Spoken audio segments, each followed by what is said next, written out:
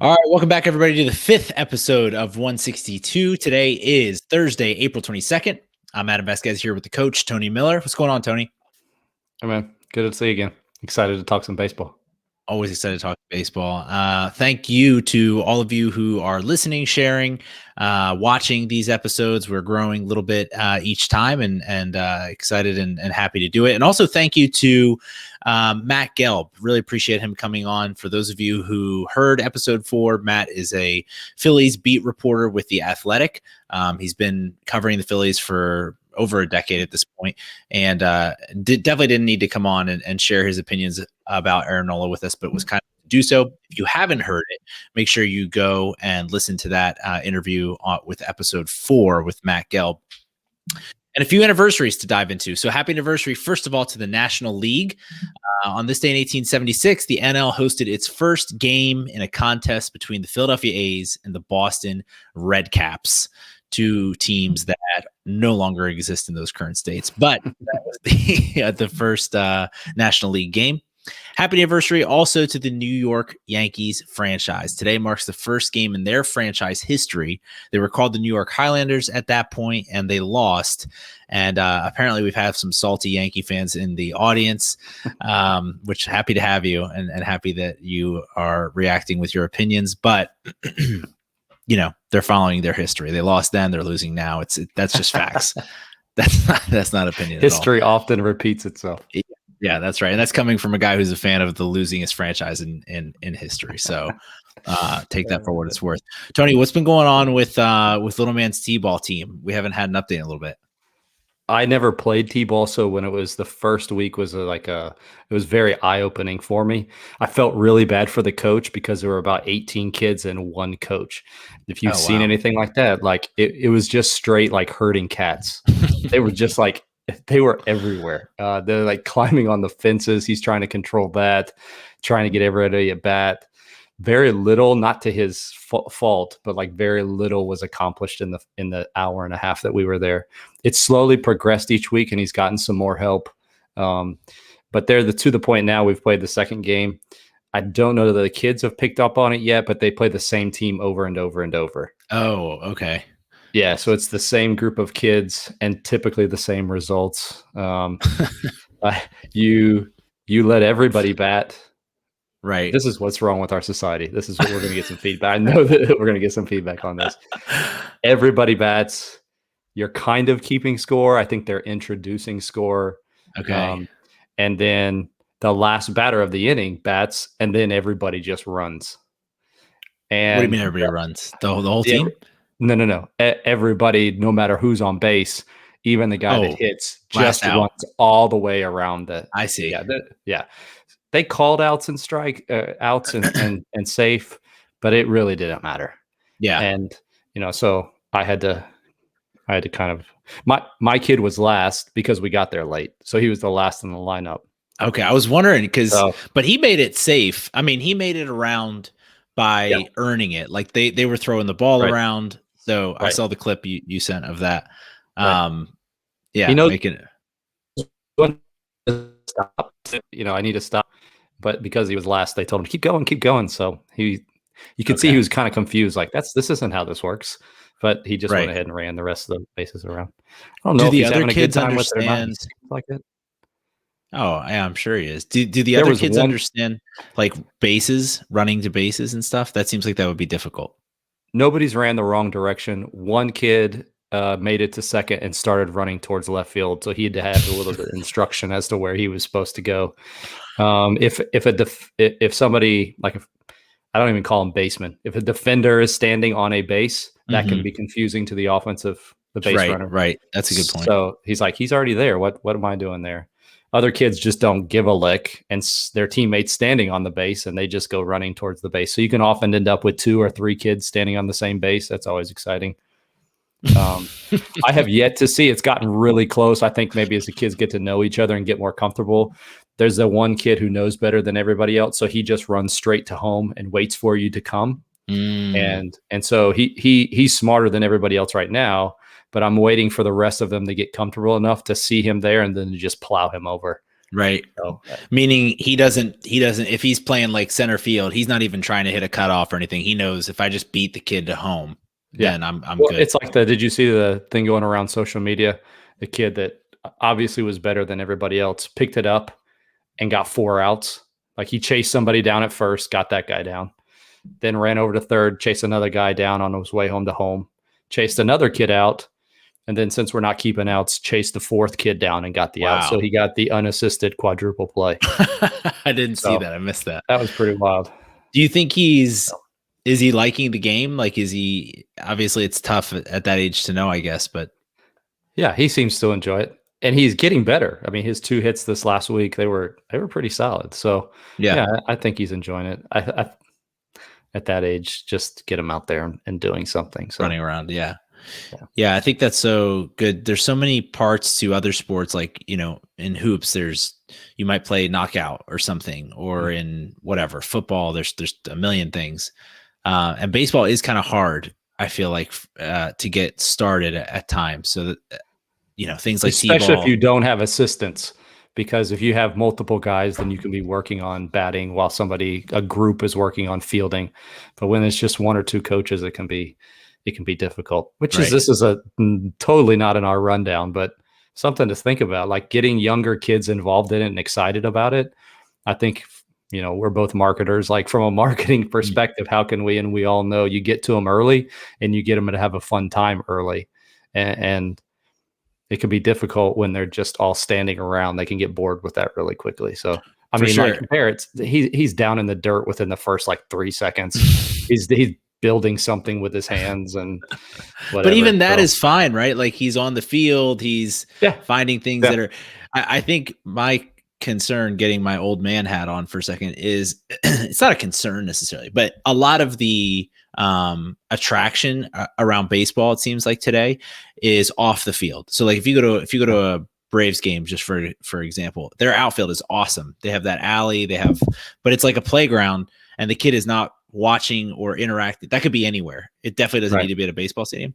So anything to create on-field interest, which like the dirt is on the field, maybe, I don't know, Yeah. somehow that becomes interesting over time. I think is great. And yeah, I'm already thinking my little guys are still way too young, but I'm already thinking of how to start, getting that. Well, I think it's what you said. Like we went to the games to experience the game. They're trying to get kids in to experience the game, and they're not actually experiencing the game, and it may end up backfiring on them. Yeah. I mean, it's one of the reasons why Braves fan, like we went to a game early enough before a game, went down on the warning track, went around, and they have different locations where you could get pictures with all the players. So I have pictures with Tom Glavine and Dave Justice, and it was that immersion into the game that we're not getting immersion into the game. We're getting a passive, or not even passive, because like you said, they're not even in the stands. So yeah, it's a weird dynamic today, and one that I'm glad I'm not having to deal with. Yeah. But to what you've said, I think in maybe our first episode together, baseball does offer that weirdly intimate setting that almost no other sport has like it, where you can just meet the third baseman. The left fielder might just toss you a ball in between any. Yeah. There's ways that are going. So speaking of the actual baseball, instead of doing NL AL roundups like we had been doing, I want to do something a little bit different. So we're doing daily roundups currently on our Twitter and YouTube. You all can check those out. They're a very short 2 to 3 minute segments called Baseball Brew, where we're basically going over the recaps and scores from the night before. And those are available on our Twitter at 162 Podcast or our YouTube of the same name. So all that being said, in lieu of that today, I kind of want to just ask you, we're 3.5 weeks into the season. We've been doing this show now for a couple of weeks, few episodes. And so what's been the biggest surprise to you so far, not even a month into the season, whether it be around the existence of this show or the actual baseball? Especially in baseball, the streaks that teams can get on, and then the overstatement of people after the teams go on those streaks. I was listening to somebody the other day with the Braves. They came on, and they basically were almost throwing like, "Well, it's time for us to start thinking about next year." I'm thinking like, there's a Wow. lot of games to be played. Yeah. And even the teams that right now, we'll talk about some of those teams, but we in previous show we talked about the Red Sox and the A's, like the especially with COVID, you have players out. Braves have so many dudes on the IL right now, and you get those guys back, you go on a run, you win 12 out of 14 or something like that. You can quickly be back in. To our point from last show that there are so many teams that are hovering around 500. You're not that far back, even if you are the 5th place team in a division. So there's so many uncontrollables It's this year, totally especially uncontrollable. with And sickness. specifically with the Braves and the Mets, in different ways. The Braves, I think it was I think they were the top. They've barreled more baseballs. I was looking at Baseball Savant yesterday. Weirdly, I've never heard of that site. If there's people who are interested in just kind of like analytics, statistics, it's a very cool site. You can run almost any query you want to around the baseball season. But I was looking at barreled balls, so that's something that people measure and try to figure out how many of these pitches are the batters really connecting with, not just hitting off the end or whatever, but they're barreling up the baseball. And the Braves are barreling up the most baseballs in the league, but it's just not showing up. They're hitting it to where fielders are. They're just getting unlucky, like wind stuff. I don't know. But it's one of those things where this small of a sample size, that can kind of happen. And I think they're still in the middle and the hovering and whatever. But when you're barreling up baseballs over 162 games, they're going to be fine. That lineup's going to be fine, and they'll turn it around. I'm not the biggest Brave defender, but that's a weird take by that fan that you saw. I like that. We'll pull you out of the down deep. He's a Braves fan. That's just objectively false. But I can just appreciate, facts, I guess. On the other end of that, I think if I was a Mets fan, I've been bearish on the Mets since the first episode of this, but I would be equally concerned because the Mets have the least number of barreled baseballs in the entire MLB. And yeah, they've won some games. I think, they've gotten incredible pitching to start the season from Stroman, obviously from DeGrom, although they don't even win those games. So, it's just one of those things where the results are not necessarily reflecting the process on the field all the time, but over time, I think that's going to balance out. What team can put together the pitching and the defense over the most amount of games, which I think is common sense, but in this unique year will prove to be even more important. Right. I've got a surprise for you. Besides the hitting stats just not really reflecting, sort of some of the results.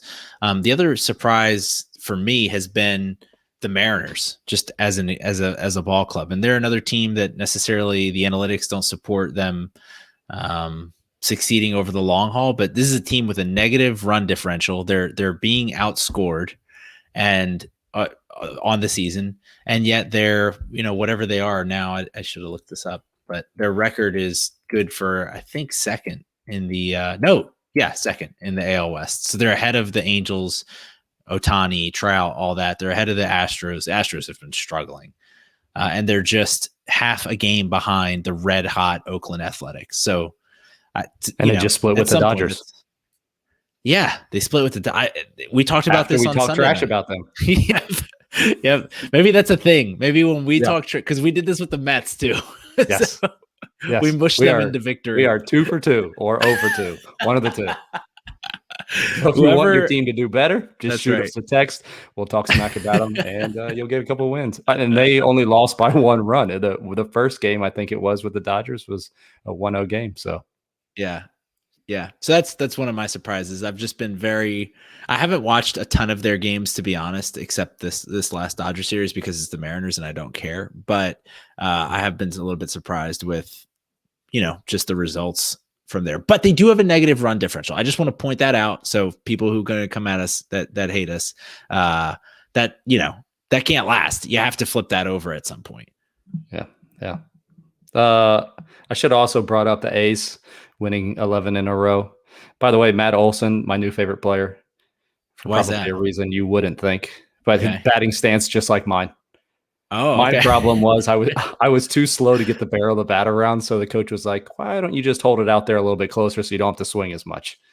I don't think that Maybe that's that's his his reason. problem, but yeah, he in the last 2 days he had more home runs than I had in my career, so I don't think that's his problem. I want to Yeah. get your opinion on this. So earlier this week on Tuesday, they played a doubleheader, and doubleheaders are 7 innings long.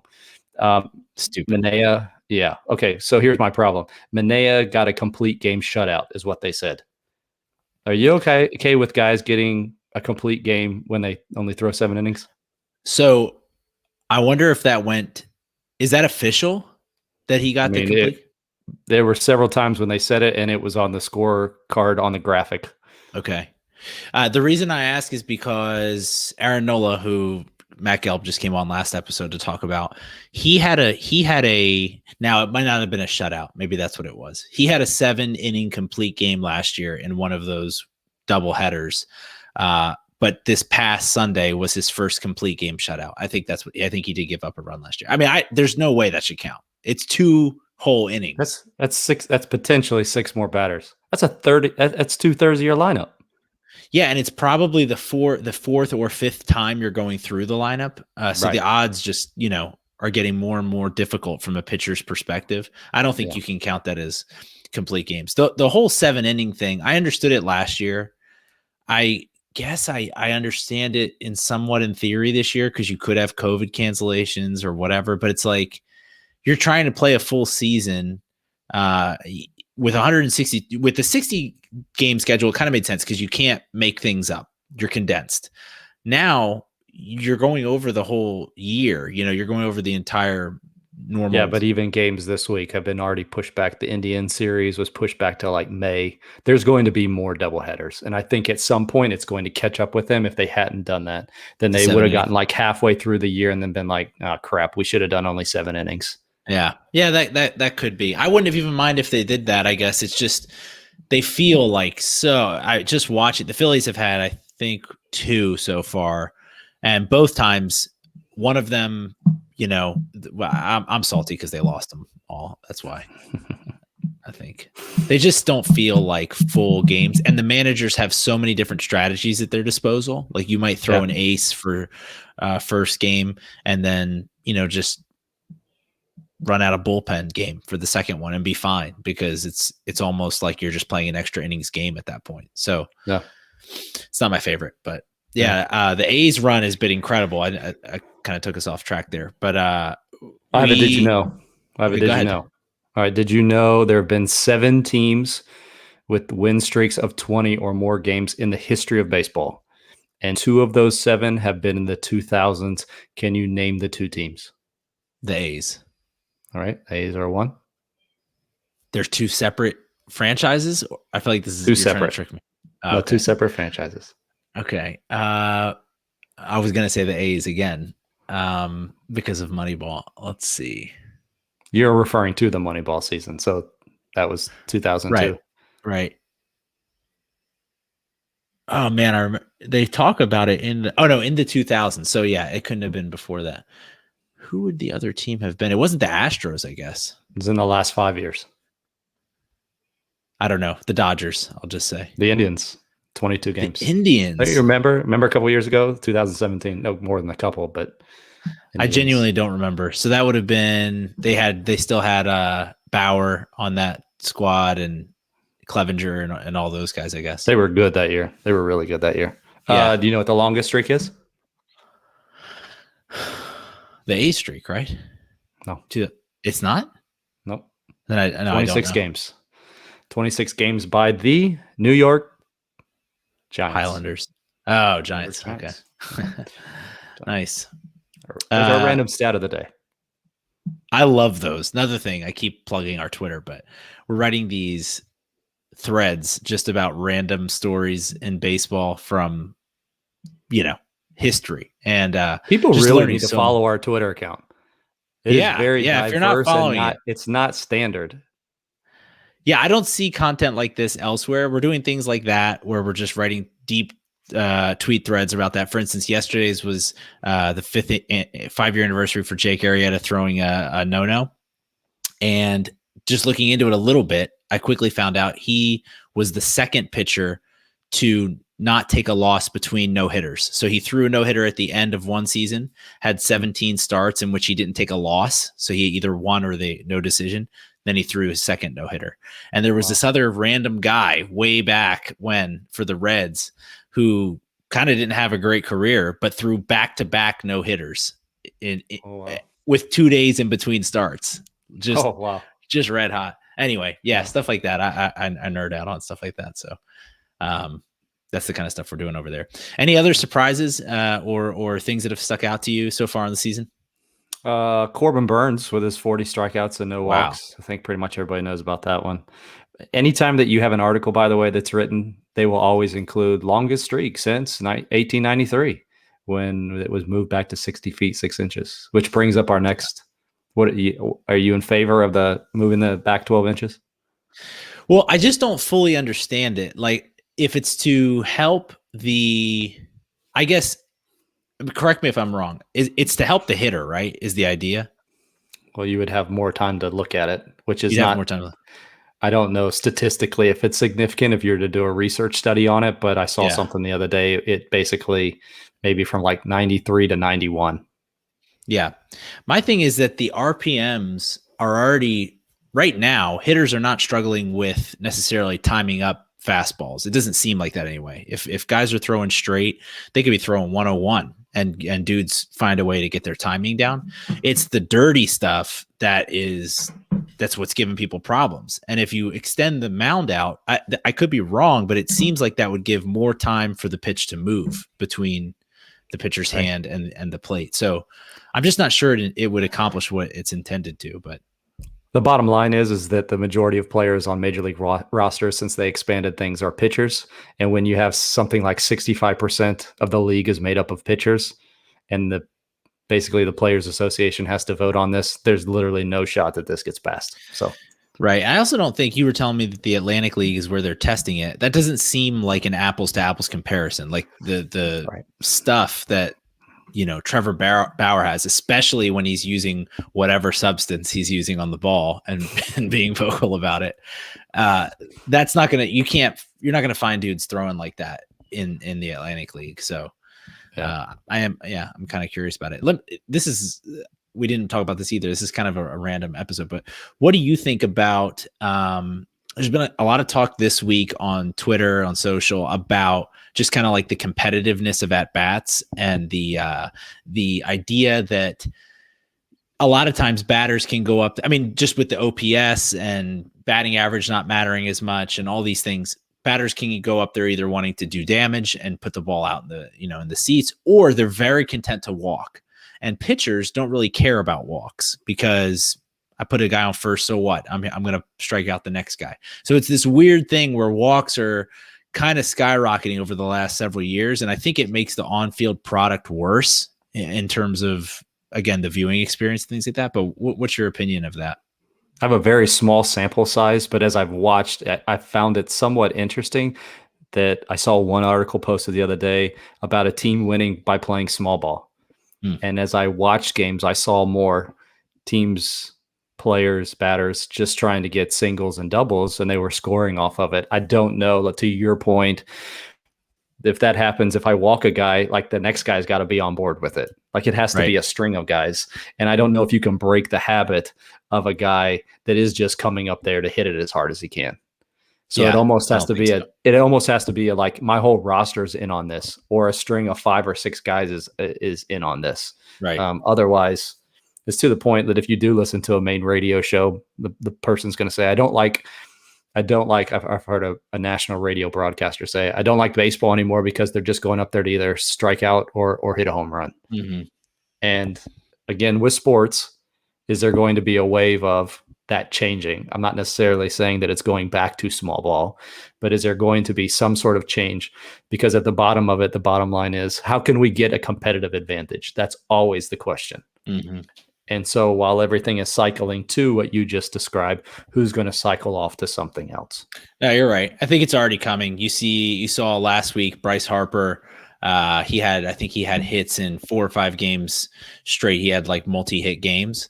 And he hit several home runs, but he also bunted down the third base line for one or two of those hits and just beat out, because the shift is so crazy for him that, he just beats it down the line. And announcers hate that. Oh, what's Bryce Harper doing laying down a bunt? But to your point, if it's free, why aren't you going to do that and let the next guy hit? So anyway, just curious of your opinion there. What do you have on? I see you threw Ohtani on the rundown, and I always get excited when I see his name. What do you have on him? If you could only have one, would you take his pitching or his hitting?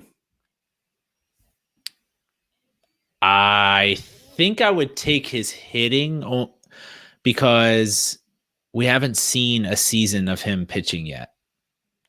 We've seen. And I hope he can stay healthy. Yeah. Yeah, if he stays healthy, you obviously take the pitcher. But just based on what we have today, I would, ultimately, I've been saying this, I think I maybe even said on this show, I would take him as a pitcher in the NL and just let him bat for himself every fifth day. That's the ideal thing in my opinion, and have just a super roster that that turn in the rotation. But yeah, I think you'd have to take his bat. I mean, he's unbelievable right now. He's launching incredible home runs.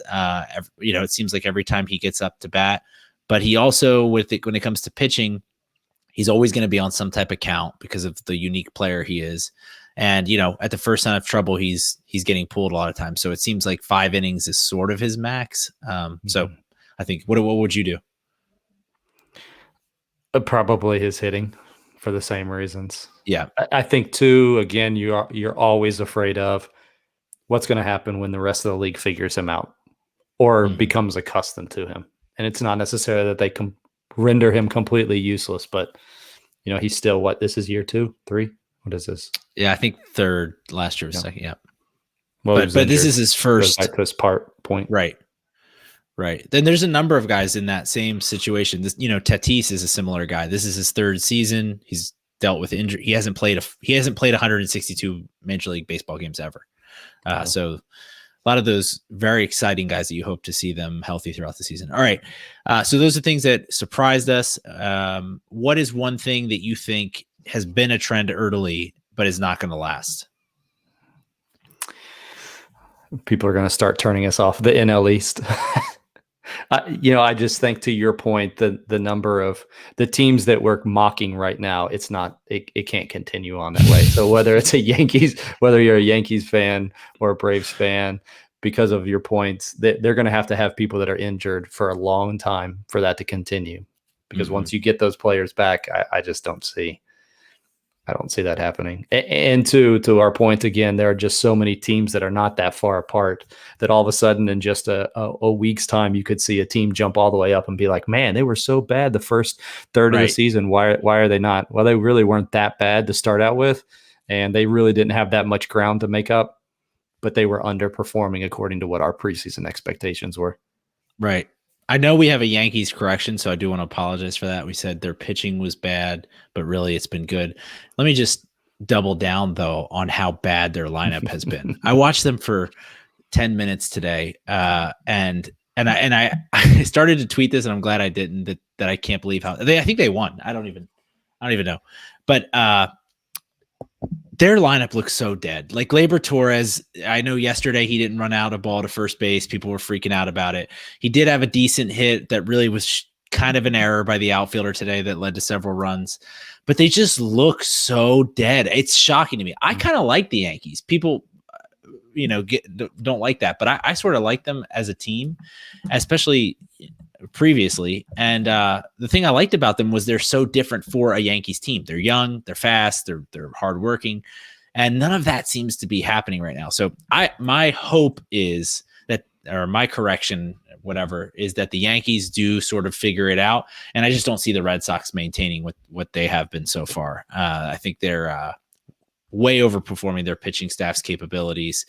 I know some of those guys. Jake Pivetta is not this good. He's been with the Phillies for his whole career previous to this, and he's got some decent stuff, but I think he'll break down. So that's a trend that I think will turn at some point.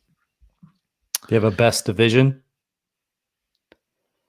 We talked about this last time. The NL West looks not as great as when we talked last time, Yeah. The Padres seem like they're still kind of in a malaise after that Dodger series, which, by the way, starts again Back tonight. on tonight. Yeah, you Yeah. staying up? Oh yeah, I can't wait for that. Man, I don't know. I guess off the top, you might have to go with I maybe mean, the the AL AL, West. yeah, Yeah, the AL West. I mean, the Angels are still 9-7, but they're third in their division. And and the again, to Astros your are point, last, but that's not real. I don't think. right, What do you say? right.